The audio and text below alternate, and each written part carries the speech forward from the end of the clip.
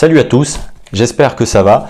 Je vous fais une petite et courte vidéo sur l'eucalyptus, cet arbre emblématique de l'Australie dont le feuillage riche en huile s'embrase facilement. On fera un petit parallèle avec la situation au Portugal. Portugal qui est largement peuplé aussi d'eucalyptus, l'eucalyptus qui n'est pas natif du Portugal mais qui a été importé au Portugal il y a quelques centaines d'années, dont les espèces proviennent majoritairement de la partie sud-est de l'Australie au climat plus tempéré, et de la Tasmanie dont le climat est encore plus tempéré, climat qui est plus adapté au climat que l'on va retrouver au Portugal.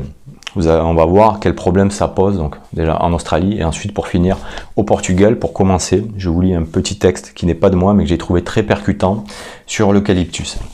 L'eucalyptus, l'arbre pyromane, un arbre dont les graines nécessitent de passer par le feu pour pouvoir germer. Une écorce en lambeaux rigides et caduques qui forme un tapis bien aéré, gorgé d'essence volatile. L'eucalyptus est un arbre pyromane et génocidaire qui ne tolère que lui-même sur le biotope qu'il s'est réservé.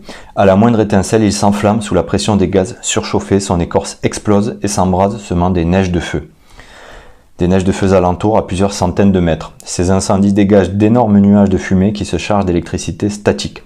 Ces cumulus se transforment en pyrocumulonimbus qui montent à plus de 10 km d'altitude et provoquent des éclairs à des dizaines de kilomètres du foyer initial. Le système s'auto-alimente en incendie apocalyptique. Toute vie terrestre, animale et végétale est éradiquée. Dès la première pluie, les graines d'eucalyptus germent, maître absolu du terrain. Les quelques graines concurrentes ont été tuées par le feu.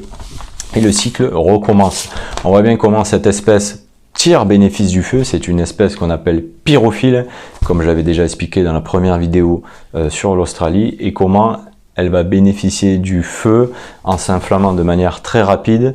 Et lors des premières pluies, ces graines qui auront résisté comparativement aux autres graines des autres essences végétales qui seront principalement détruites, comment ces graines vont pouvoir germer très rapidement en prenant possession du terrain. Il faut savoir que la problématique en Australie, c'est que depuis les années 2000, la politique écologique est que on laisse faire en réalité. Les lois imposées par les écolos interdisent l'entretien et la gestion des parcs naturels. Les chemins d'accès sont fermés et les pompiers n'ont plus accès au cœur des forêts.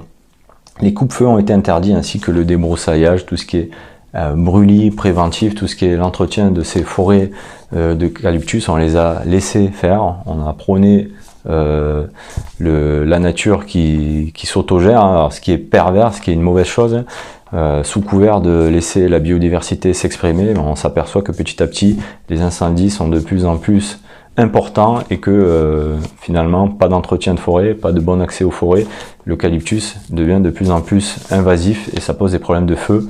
En Australie, on va finir avec le Portugal et on va faire ce petit parallèle avec le Portugal. Et je vous ai dit qu'au Portugal, l'eucalyptus avait été importé il y a quelques centaines d'années. Initialement, c'était pour faire un petit peu d'exotisme comme agrément de jardin, aussi pour des bienfaits médicinaux grâce à son huile, l'eucalyptol. Aujourd'hui, il faut savoir, c'est près de 30% des espèces au Portugal, l'eucalyptus. En proportion par rapport à la superficie du pays, c'est sans doute le pays qui compte le plus d'eucalyptus au mètre carré dans le monde.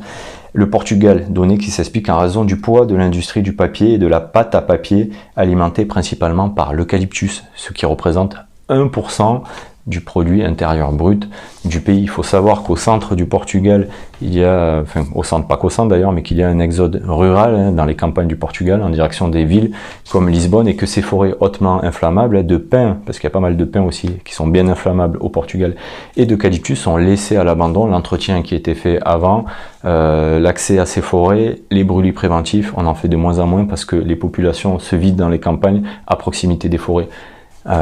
Pour aller dans les villes et ces forêts sont laissées à l'abandon et deviennent des brasiers géants au Portugal.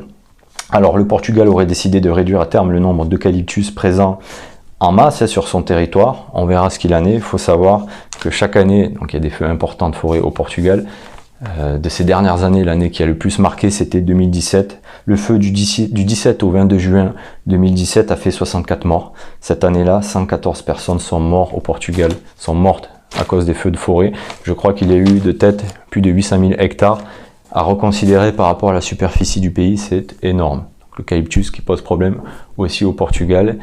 C'est pas un hasard si c'est l'espèce finalement, c'est en tout cas le pays où elle est le plus représentée par rapport à sa petite taille. Salut!